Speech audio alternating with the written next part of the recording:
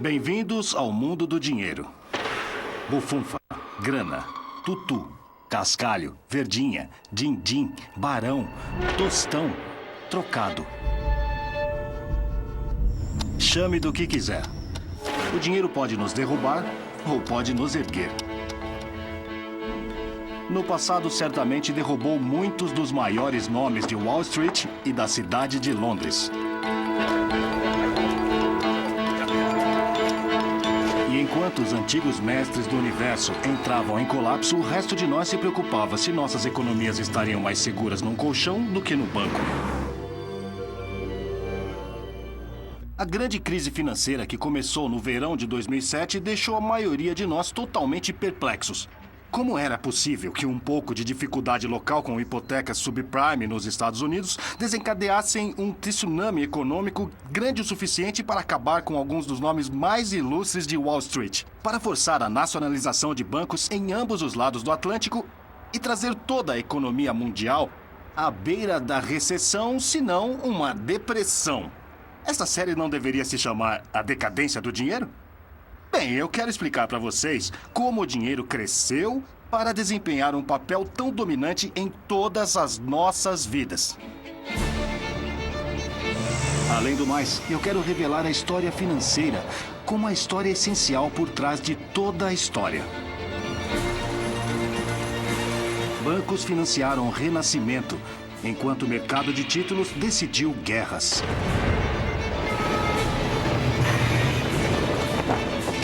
Mercados de ações construíram impérios. E colapsos monetários causaram revoluções. Da antiga Mesopotâmia até a Londres dos dias atuais, a ascensão do dinheiro tem sido uma parte indispensável da ascensão do homem. Mas a ascensão do dinheiro nunca foi um passeio tranquilo ao topo. Como vamos ver, a história financeira tem sido repetidamente interrompida por crises angustiantes. A de hoje é só a mais recente.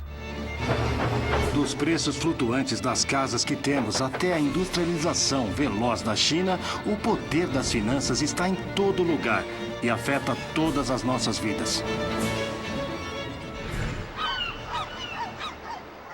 Mas você sabe o segredo? Você sabe o que gera um pânico bancário ou uma crise monetária ou uma quebra do banco de ações? Você sabe a diferença entre o empréstimo subprime e o empréstimo prime? Acho que esses detalhes técnicos financeiros só fazem sentido quando você sabe de onde eles vieram. E é por isso que a história financeira é mais do que só de interesse acadêmico. Não saber essas coisas pode danificar seriamente sua riqueza.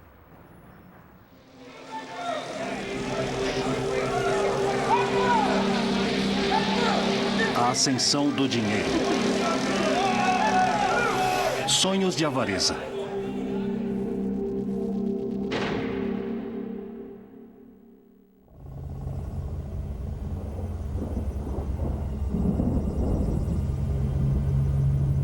Com crise ou não, a quantidade de dinheiro que circula pelas finanças do planeta ainda surpreende a mente. De acordo com o US Stock of Money, é agora 8,7 trilhões de dólares, um aumento de 12% desde o ano passado. E algumas pessoas ainda estão embolsando uma grande parte desse dinheiro. No ano passado, apesar do início da maior crise financeira desde a Grande Depressão, seu fundo de cobertura pagou a George Soros a soma de 2,4 bilhões de dólares. Isso é cerca de 41 mil vezes mais do que uma família americana média ganha. Como dizem em Wall Street, muito bom.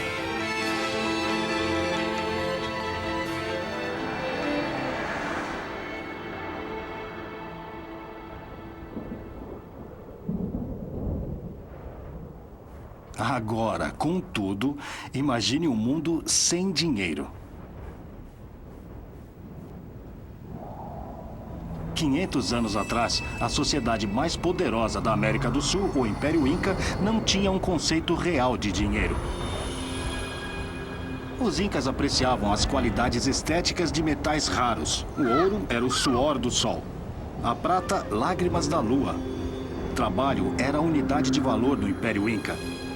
Assim como supostamente deveria ser em uma sociedade comunista. Mas em 1532, os incas encontraram um homem cuja fome por dinheiro o levou a cruzar o oceano. Francisco Pizarro e seus colegas conquistadores tinham vindo da Espanha para o que eles chamavam de Alto Peru, inspirados pela lenda do Eldorado, o reino do rei coberto de ouro.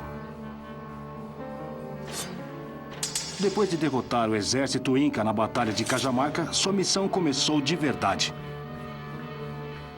Em Potosí, no que hoje é a Bolívia, os espanhóis ficaram ricos. Eles descobriram o Cerro Rico, literalmente Morro Rico. Encontrado a cerca de 4.800 metros acima do nível do mar, era uma montanha de dinheiro. Nos 250 anos de domínio espanhol, mais de 56 milhões de quilos de prata foram extraídos de minas como esta, a 4.200 metros de altura nos Andes. O que os incas não entendiam era por que os europeus tinham tal sede insaciável de ouro e prata. Eles não podiam entender que para Pizarro e os conquistadores, prata era mais do que apenas um metal brilhante. Poderia ser transformado em dinheiro. Uma reserva de valor. Unidade de cálculo. Poder portátil.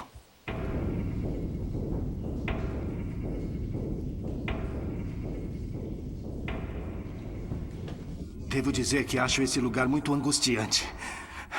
Os espanhóis tinham um sistema de trabalho forçado, o que significava que todos os homens sadios da população nativa tinham que trabalhar nessas minas. E podem ver por que 1 a cada 8 não sobreviveu à provação.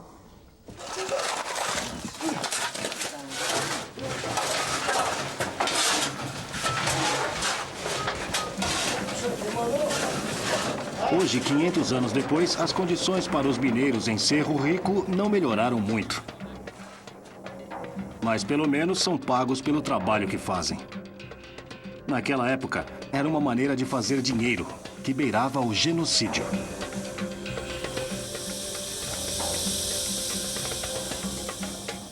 O minério de prata era moído, refinado com mercúrio e enviado para a Europa em barras e moedas. O Império, portanto, tornou a coroa espanhola rica, além dos sonhos da avareza.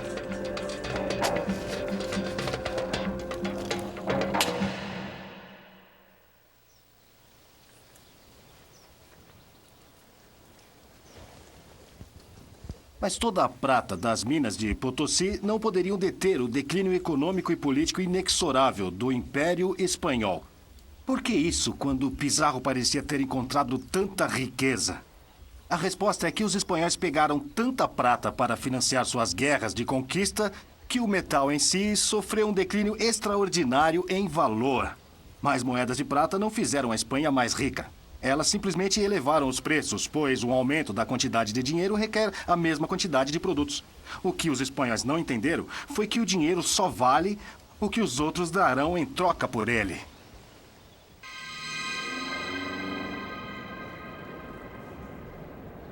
Museu Britânico, Londres. Quer o dinheiro tome a forma de moedas de prata, conchas, barras de ouro ou notas do banco, isso é verdadeiro desde a antiguidade até os dias de hoje. Mesmo pedaços de argila podem funcionar melhor do que moedas de prata, se as pessoas confiarem o bastante nelas. Na antiga Mesopotâmia, quase 4.000 anos atrás, as pessoas usavam placas de argila como esta para se comprometerem a certas transações financeiras. Por exemplo, esta aqui, encontrada a sudoeste de Bagdá. Especifica que um devedor pagará a um credor 330 medidas de grãos no dia da colheita. Mas esta é ainda mais fascinante, porque ela diz que uma dívida de 4 medidas de cevada deve ser paga ao portador de uma placa de argila. E essa é a ideia de pagamento ao portador que realmente mais me fascina. Se a frase soa familiar, é porque deveria. Veja uma nota de 20 libras. Prometo pagar ao portador a soma de 20 libras. Notas de banco não têm quase nenhum valor intrínseco.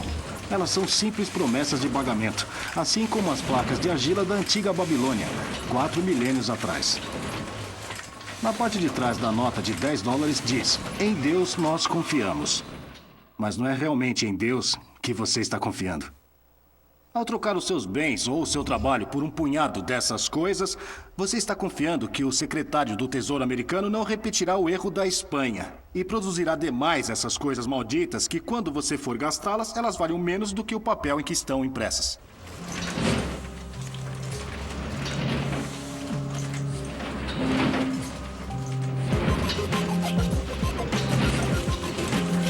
Hoje estamos muito felizes com o dinheiro de papel. Ainda mais surpreendente, estamos felizes com o dinheiro que nem sequer vemos. Milhões de dólares passam pelas mãos dessa mulher todos os dias. Ou melhor, na tela do seu computador. Ela é uma negociante de câmbio, cujo negócio é literalmente comprar e vender dinheiro. A cada dia, cerca de 3 trilhões de dólares mudam de mãos em transações como essas em todo o mundo. É tudo baseado na confiança. Precisa ser, quando você nem consegue tocar na coisa. Foi isso que os conquistadores não entenderam. Eles não viram que dinheiro é sobre confiança, até mesmo fé. Confiar na pessoa que está pagando o dinheiro. Confiar no banco central que está emitindo o dinheiro. Confiar no banco comercial que paga o cheque. Dinheiro não é metal, é confiança inscrita.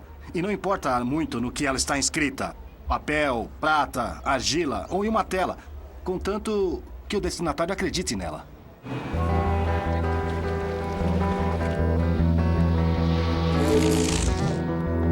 Houve uma enorme possibilidade criada pelo aparecimento do dinheiro como um sistema de confiança mútua.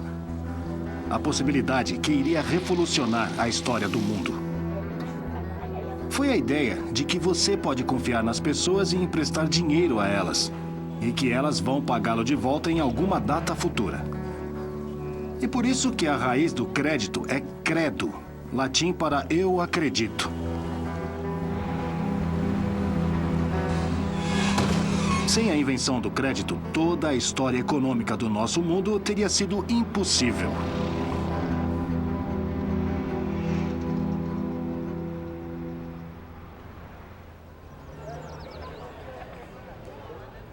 Impossível porque já estamos habituados. Costumamos subestimar a medida em que nossa civilização inteira é baseada na captação e empréstimo de dinheiro. Não faz literalmente o mundo girar, mas faz com que grandes quantidades de pessoas, bens e serviços deem a volta ao mundo, da Babilônia até a Bolívia. O enigma é que os primeiros agiotas eram poucos gratificados por seus serviços. Pelo contrário, eram bastante conhecidos como excluídos. Por que isso?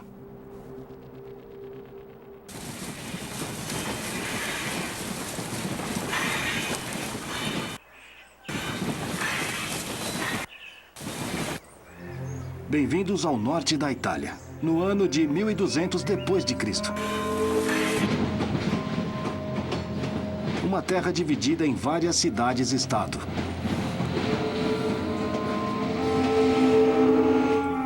Uma terra onde a confiança tinha pouquíssima oferta. Entre os muitos vestígios do extinto Império Romano, havia um sistema numérico extremamente inadequado para o círculo matemático complexo, ainda mais para as necessidades do comércio. Em nenhum lugar isso foi desvantagem maior do que em Pisa, onde os comerciantes lutavam para fazer negócios com 7 formas diferentes de moedas em circulação. Mesmo uma simples transação poderia ser uma dor de cabeça exigindo o uso de um ábaco. Em comparação, a vida econômica no mundo oriental, no califado muçulmano ou no Império Chinês da dinastia Sung era muito mais avançada. Para descobrir as finanças modernas, a atrasada Europa precisou importá-la. Houve um jovem matemático chamado Leonardo de Pisa, ou Fibonacci, filho de um funcionário da alfândega de Pisa. Fibonacci é mais lembrado hoje por sua sequência de números que simula as propriedades da natureza. Mas a mais famosa sequência foi só uma de muitas ideias matemáticas orientais que Fibonacci introduziu na Europa como seu livro pioneiro, o Liber Abaci, o livro de cálculos. Ainda mais importante foi sua demonstração da superioridade dos números arábicos sobre os números romanos.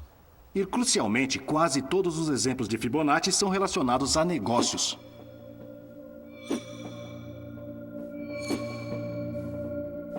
Desde os tempos romanos, os europeus lutavam para fazer cálculos simples como estes números.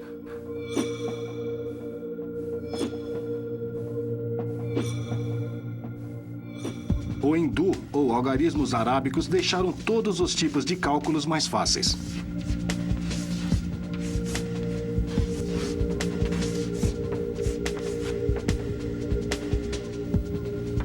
Em particular, Fibonacci mostrou como os novos métodos de cálculo poderiam ser aplicados à contabilidade comercial para conversões de moeda e, crucialmente, para o cálculo de juros. Tente imaginar como calcular percentagens em algarismos romanos. O Liber Abaci de Fibonacci tornou isso uma brincadeira. Esta seria a aplicação de matemática para ganhar dinheiro.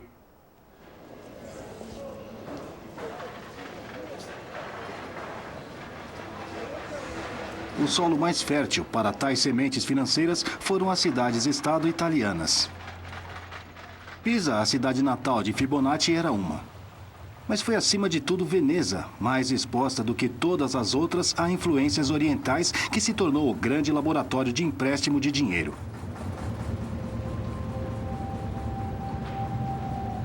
E o lar do mais famoso agiota da literatura, Shylock. O livro de William Shakespeare, O Mercador de Veneza. Podeis servir-me por obséquio? Quero vossa resposta. Crucialmente, Shylock se dispõe a emprestar o dinheiro se o amigo de Bassanio, o comerciante Antônio, der uma garantia. 3.000 ducados por 3 meses e Antônio como fiador. Que respondeis a isso? Antônio é um bom homem. Por bom, Shylock não quer dizer virtuoso, significa bom para o dinheiro que ele está prestes a dar a Bassanio. Em outras palavras, credibilidade. Já ouviste qualquer imputação em contrário? Não. Quando digo que ele é um bom homem, quero fazer-vos compreender que, como fiador, é suficiente. 3.000 ducados. Creio que posso aceitar sua fiança. Em qualquer empréstimo, as coisas podem dar errado, navios podem afundar.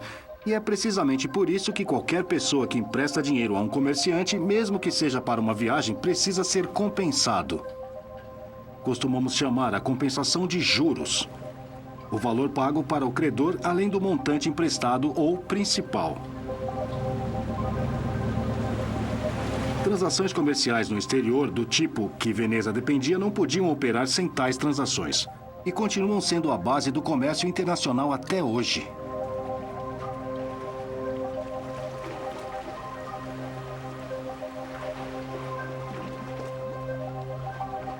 Mas por que Shylock se tornou tamanho vilão, exigindo literalmente meio quilo de carne de fato à morte de Antônio se ele não cumprisse com suas obrigações? Por que o agiota de Shakespeare era tão cruel? O financista sanguessuga original, que aparece sempre na literatura ocidental?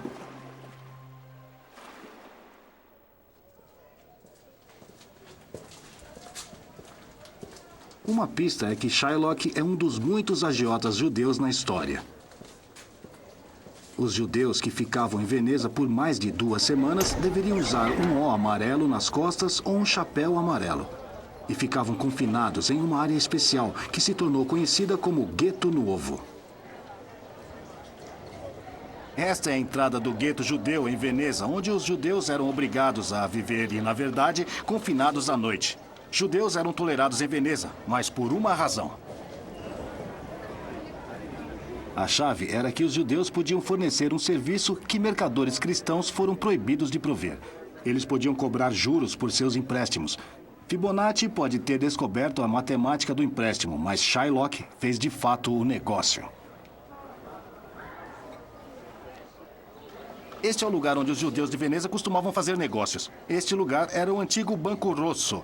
E era aqui que costumavam se sentar atrás de suas mesas, suas tavuli, em seus bancos, seus banchi, a raiz da palavra em italiano para bancos. Havia uma boa razão para os comerciantes virem ao gueto judeu pedir dinheiro emprestado. Para os cristãos, o que os judeus estavam fazendo, emprestando dinheiro a juros, era um pecado.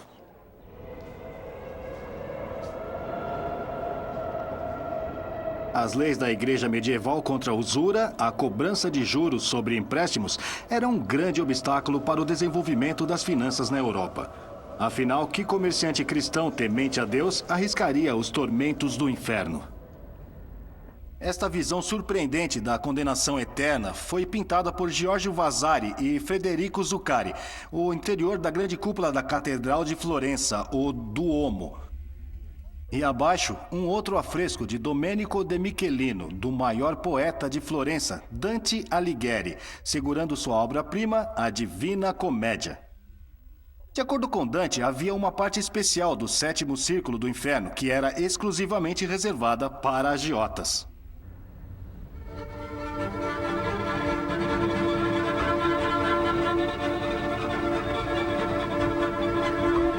Lá, os agiotas eram eternamente torturados com a terra seca e neve congelante, seus pescoços abaixados por bolsas enormes. Judeus também não poderiam emprestar a juros, mas havia uma cláusula conveniente no livro do Antigo Testamento de Deuteronômio, capítulo 23. Não deve emprestar ao seu irmão com juros, mas a um estranho, bem, é uma questão diferente. Em outras palavras, um judeu não poderia emprestar a um judeu, mas poderia emprestar a um cristão. O preço pago pelos judeus para realizar esse serviço foi a exclusão social. Portanto, o gueto. E, portanto, a associação de séculos entre judeus e finanças. Uma das poucas formas de atividade econômica da qual os judeus não eram excluídos. No final, é claro, Shylock é impedido. Pois, embora o tribunal reconheça seu direito a meio quilo de carne, a lei também o proíbe de derramar o sangue de Antônio. E por ele ser judeu, a lei também exige a perda de seus bens e vida por chegar a planejar a morte de um cristão. Ele só escapa por se submeter ao batismo. Acontece que é um negócio arriscado ser um agiota. O mercador de Veneza levanta questões profundas sobre a economia e antissemitismo. Por que os devedores não honram sempre suas dívidas, especialmente quando os credores pertencem a minorias étnicas impopulares? Por que os Shylocks não perdem?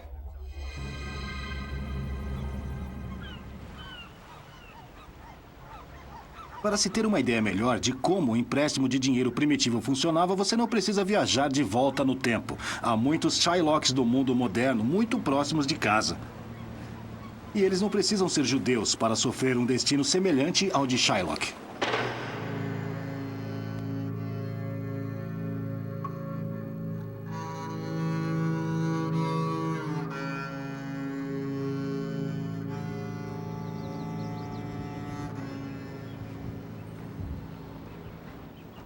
Esta é Shatterstone, a leste de Glasgow. Na verdade, é onde minha avó morava.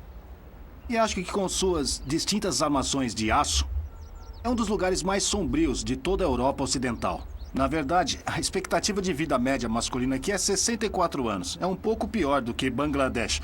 Isso significa que o habitante médio não vive tempo suficiente para receber sua aposentadoria. Você pode pensar que ninguém seria louco o suficiente para prestar serviços financeiros aqui. Mas alguém faz.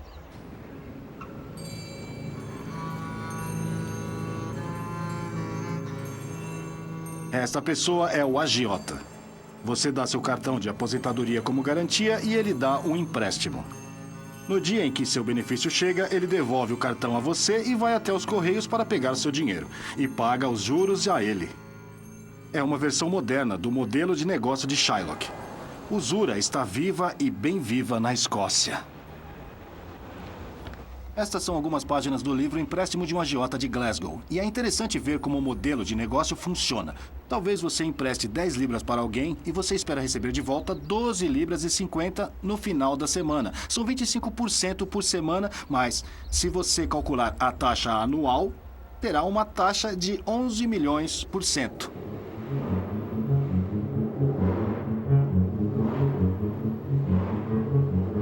Então por que pessoas que mal vivem com apenas 5 libras e 90 por dia pagam juros tão altos sobre os empréstimos?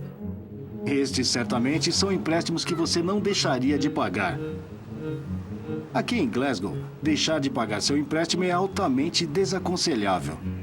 Você não vai literalmente perder meio quilo de carne.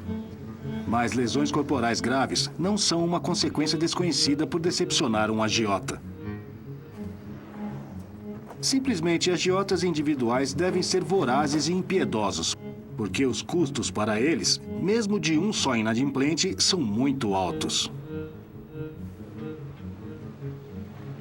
E isso explica por que, da Itália renascentista à Escócia moderna, um agiota é tantas vezes uma figura odiada. Ele está prestando um serviço, mas a um preço socialmente inaceitável. Então, como os credores aprenderam a superar este problema fundamental? Se fossem muito generosos, não ganhariam dinheiro. Mas se fossem muito duros, os mutuários acabariam não pagando. A resposta foi crescerem e ficarem mais poderosos. Era hora de inventar os bancos.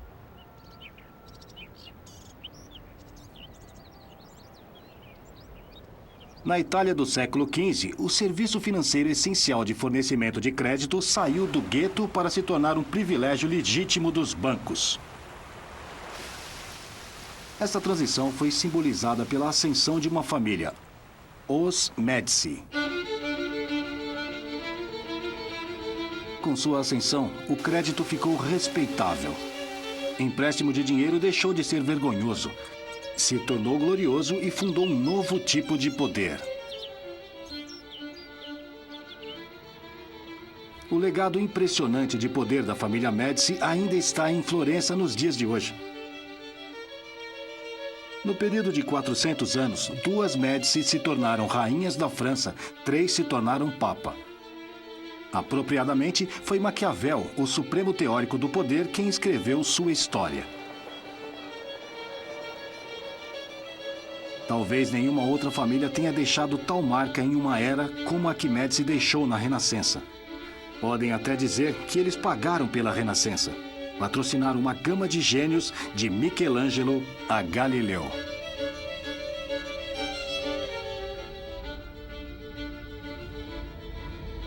E está na Galeria Uffizi. É uma coleção privada de arte dos Médici, uma das mais espetaculares já reunidas.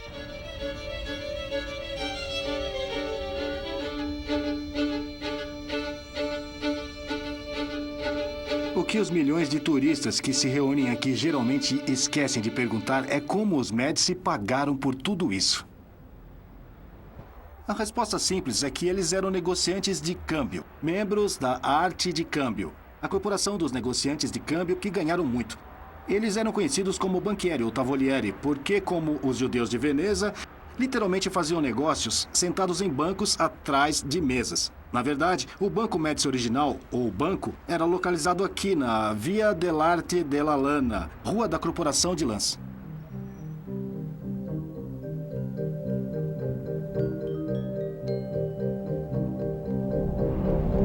Antes de 1390, os Médici foram a resposta de Florença para os Sopranos, um pequeno clã conhecido mais pela violência do que pelas finanças.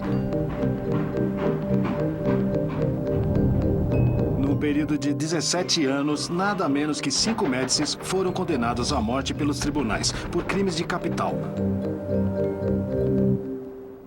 Então surgiu Giovanna di Bicci de Médici. Seu objetivo era tornar os Médici totalmente legítimos. Parte do segredo do seu sucesso foi um pouco de contabilidade criativa e engenhosa que livrou os Médici das leis anti-usura.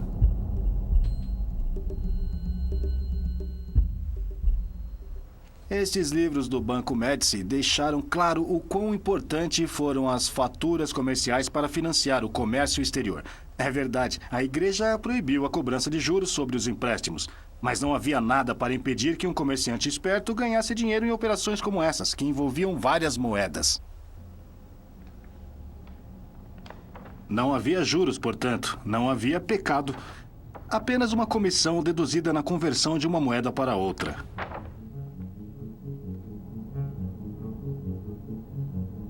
Se o dinheiro fosse adiantado para um comerciante por qualquer período de tempo, a comissão seria igualmente maior.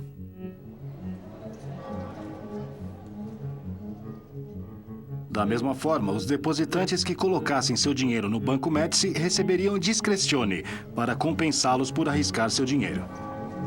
Este foi o crédito. Essas outras palavras, mas com o pagamento de juros discretamente escondido. Agora, pela primeira vez, a agiotagem havia evoluído para crédito.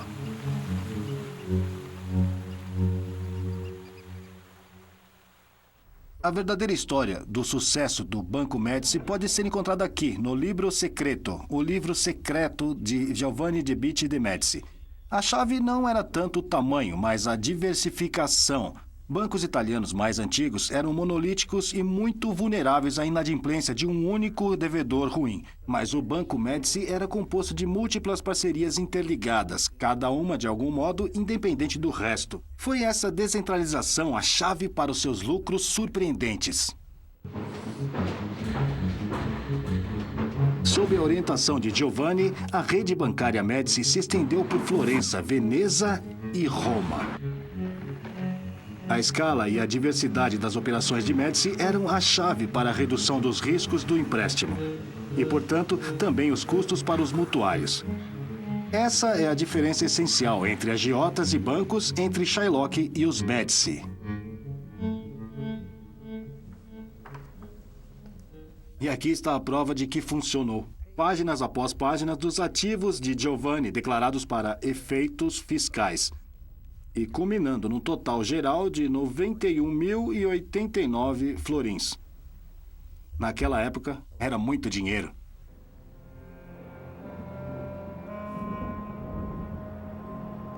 Quando Giovanni morreu em 1429, suas últimas palavras foram uma ameaça a seus herdeiros para manter seus padrões de perspicácia financeira. Seu funeral foi assistido por 26 homens com o sobrenome Médici. Todos prestando homenagens ao homem que tinha feito o negócio bancário respeitável e rentável como nunca havia sido antes. Para seu filho Cosimo, o acúmulo de riqueza combinava perfeitamente com o acúmulo de poder. 20 anos após a morte de seu pai, Cosimo de Médici era o Estado de Florença. Como o próprio Papa disse, questões políticas são resolvidas em sua casa. O homem que ele escolhe controla o governo. É ele que decide paz e guerra e controla as leis. Ele é o rei, em tudo menos no nome. Este quadro de Botticelli é famoso pela beleza do jovem retratado, mas seu propósito real era ser um tributo a um banqueiro morto, Cosimo de Médici. Está no medalhão e é possível ler a inscrição Pater Patriae, o pai de seu país.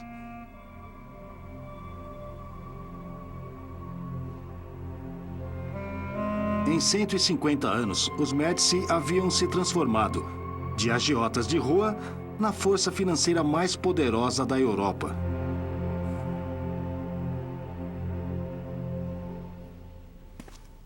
Mas é essa pintura, a Adoração dos Magos de Botticelli, que mais do que qualquer outra capta a transformação das finanças que os Médici haviam feito.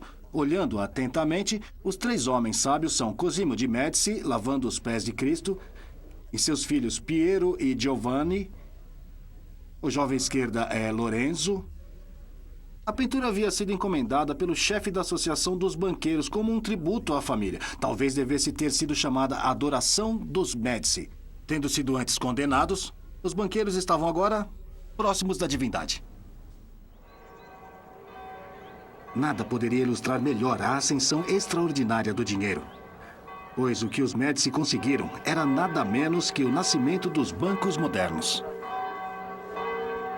Outros haviam tentado antes, mas os Médici foram os primeiros banqueiros a terem grande participação política. E fizeram isso por aprender uma lição fundamental. Em finanças, Pequeno raramente é bom. Ao deixar o seu banco maior e mais diversificado, os Médici tinham encontrado um jeito de espalhar seus riscos. E concentrando-se em troca de moeda em vez de apenas empréstimos, reduziram sua exposição à inadimplência dos mutuários. Para Cosimo e sua família, era um belíssimo modelo de negócios. Mas nem mesmo os Médici eram invulneráveis. O banco sofreu grandes perdas como resultado de muitos empréstimos generosos a mutuários de sangue azul, que não sentiam nenhum remorso em não honrar com seus pagamentos e dizer aos banqueiros para não perturbarem. Dívidas grandes, dinheiro devido por mutuários que faliram, são os problemas comuns que qualquer banco enfrenta. Mas por um tempo, parecia que os banqueiros modernos tinham resolvido esse problema tão antigo. Eles realmente pensaram que eram mais espertos que os Médici.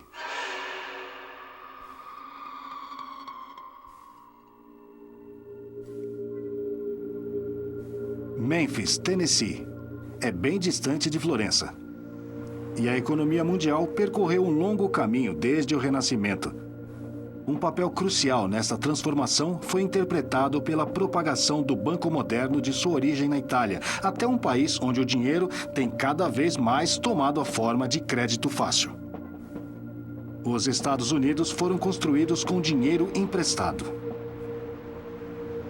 Mas enquanto os Médici tendiam a emprestar apenas para os bens de vida, pelo menos até recentemente os bancos americanos pareciam dispostos a emprestar dinheiro para qualquer pessoa. Memphis é famosa pelos sapatos de camurça azul, costelinhas grelhadas e falências.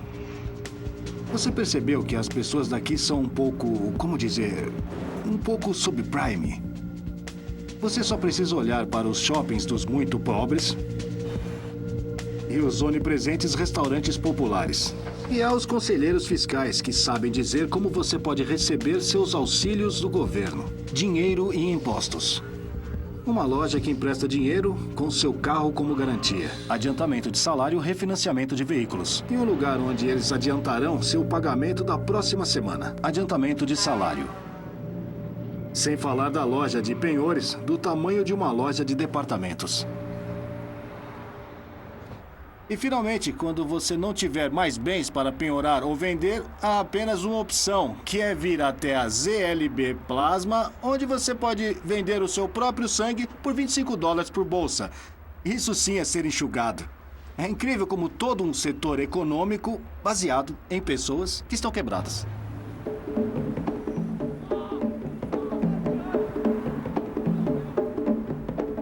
De certa forma, me lembra um pouco o leste de Glasgow.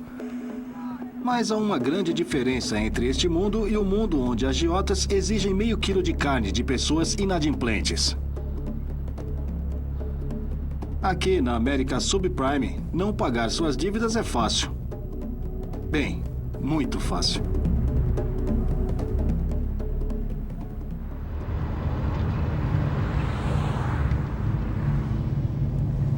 Este é Richie. Está no negócio de recuperação, pegando os carros na frente de seus donos quando não pagam por eles. Ele pegou a espingarda e fez... E vi... o cão da espingarda quase disparando e... ele a inclinou na minha direção e me acertou aqui. Quase me derrubou e disse, ou você deixa o caminhão, ou derrubo você. Eu disse, sim, senhor. E deixei o caminhão. Você faz parecer tão atraente isso que talvez eu mude de emprego. Uma coisa eu digo, é interessante. Na capital da falência na América, recuperar carros é um trabalho rotineiro.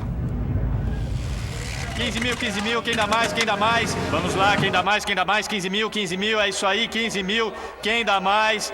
Vamos lá, 16 mil? Não, quem dá mais? 15 mil, é isso aí, 15 mil, quem dá mais, 16 mil dólares, troca normal, está inteiro, sem problemas, é completo, tem rodas, couro e é conversível. A cada semana, a United Auto Recovery vende 500 carros recuperados. Os carros são leiloados para o comércio.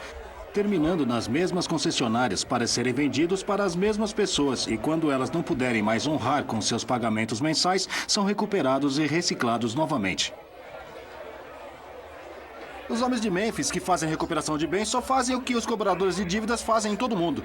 A diferença, além da escala incompreensível da coisa, é a relativa facilidade com que as dívidas são quitadas e a garantia é vendida. Para os devedores, não há praticamente nenhum estigma social e ninguém parece estar sendo prejudicado. O grande mistério é porque a economia de maior sucesso do mundo é baseada em uma fundação de certo fracasso econômico indolor.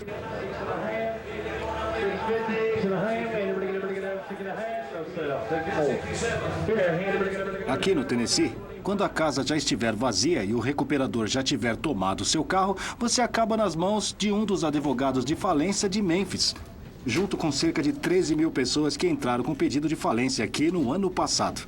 É claro que isso é uma das coisas que obriga você a ter que fazer pagamentos tão altos. Toda semana, falidos se reúnem aqui com seus advogados para fecharem acordos com seus credores. Há até uma fila mais rápida.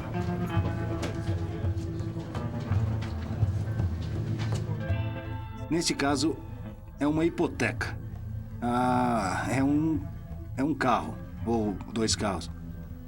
Não vejo mais nada aí que eles estejam pegando. Na verdade, são 3 carros. 3 carros. Sim, 3 carros. Isso é estranho. A loja de empréstimos do bairro tem o carro como garantia. Eles estão segurando o título. Então, em resumo, o que eles deveriam estar pagando? O que eles estão pagando agora? O pagamento foi reduzido de 241,11 para 107. Certo. Foi Cortando aprovado. os pagamentos mensais em mais da metade.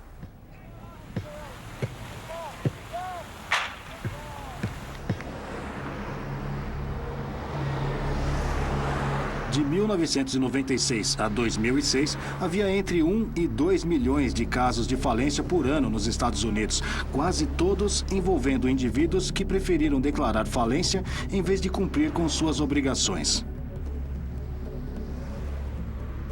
Na Itália medieval, ou na Glasgow da minha juventude, falência era vista como um desastre, mas aqui não.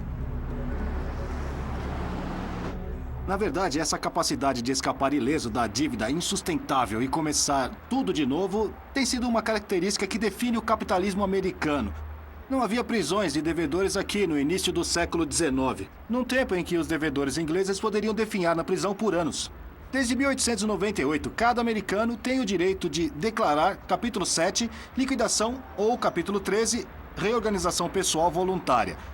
Para ricos e pobres, a falência se tornou um direito inalienável como vida, liberdade e a busca pela felicidade.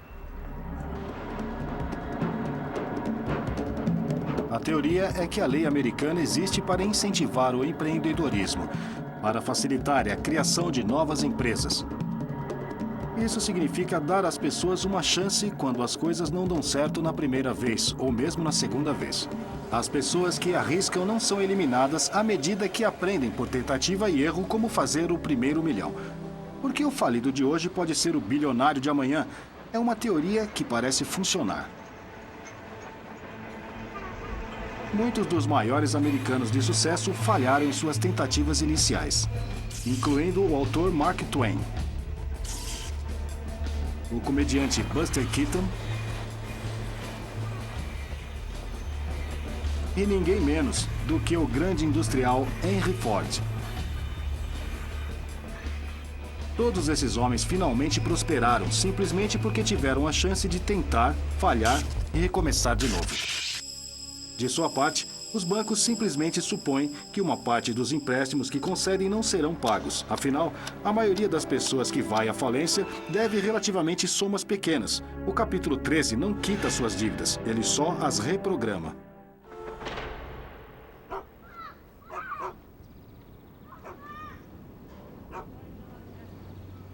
Portanto, é um erro pensar como Antônio de Shakespeare fez em Agiotas como meros sanguessugas sugando o sangue de devedores infelizes.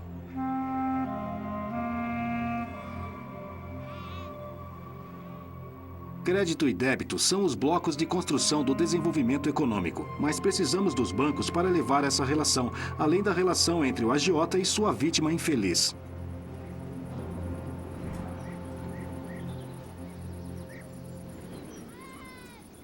Apenas quando os devedores, como os deste conjunto habitacional em Glasgow, têm acesso às redes de crédito eficientes, podem escapar das garras de Shylocks e os agiotas. Só quando os poupadores puderem colocar seu dinheiro em bancos confiáveis que ele poderá ser canalizado para começar a ser produtivo.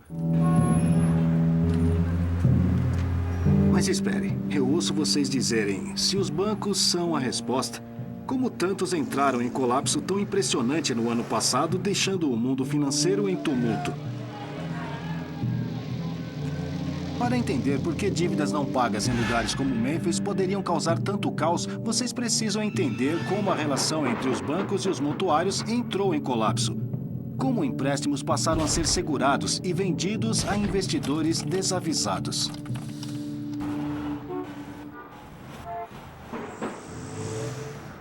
Era uma vez quando ser um banqueiro era realmente muito chato. Você vivia pela regra 363, o que significa você pagava 3 sobre depósito, recolhia 6 sobre o empréstimo e estava no campo de golfe às 3 horas. Mas em nossa época, ser banqueiro se tornou interessante demais. Uma série de inovações financeiras tornou possível que os empréstimos pequenos para pessoas pobres, como em Memphis, se transformassem em coisas estranhas e maravilhosas, com nomes como obrigações colaterais de dívida garantida. Esta alquimia financeira, transformar chumbo em ouro ou resíduos tóxicos em títulos dourados, só foi possível porque a ascensão dos bancos foi seguida pela ascensão do segundo grande pilar do sistema financeiro moderno, o mercado de títulos.